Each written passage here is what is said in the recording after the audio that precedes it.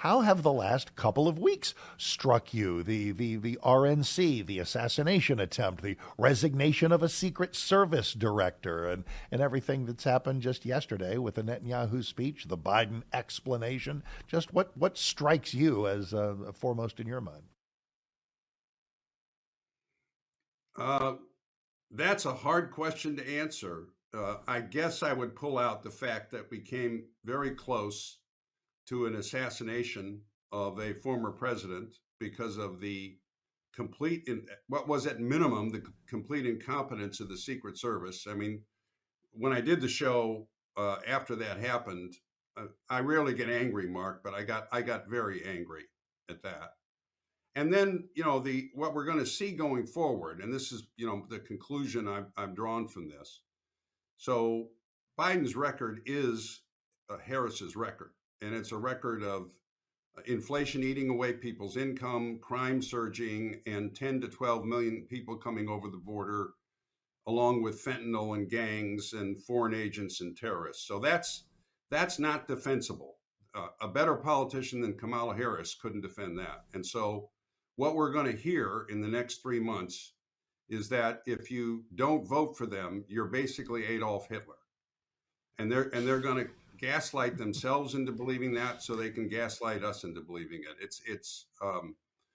It's not going to be a very constructive campaign, I think. I think your point is solid. And if Earth logic kicks in and if America has a good sound brain stem, Trump will win 40 states. I have my doubts about that.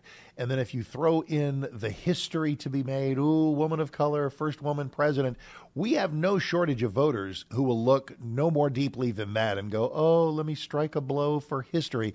So I think there's a possibility this could be a frighteningly close election. For that reason, let me offer you this. I'm trying to garner some support for this. There's some people I really love, from Mike Johnson to J.D. Vance to Trump himself has sort of put his toe in this pool of hammering Biden to resign. Can everybody stop this, please? I think listen, he hasn't really been president for 2 years. We've somehow avoided speaking Russian and Chinese for the last 2 years. We got to drag him across the finish line rather than letting Kamala Harris assume the presidency and campaign from Air Force One. Am I right?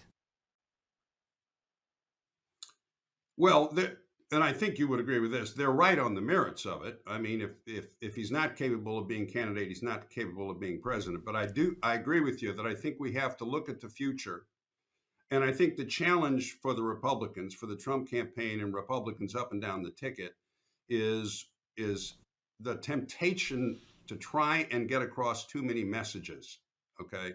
In other words, in politics, you have a certain amount of bandwidth, and you want to focus on the message that the American people care about, which in my opinion is how good things were under Donald Trump, how bad things were under Kamala Harris, and how good things can be again if Trump and the Republicans are elected. And that's an aspect of the message that I just gave you. So the Democrats are going to want to talk about anything but those things. And if the Republicans are focused, I have a lot of confidence in what the election result is going to be. I think I do too. About 60 seconds left. Does Kamala's running mate matter much?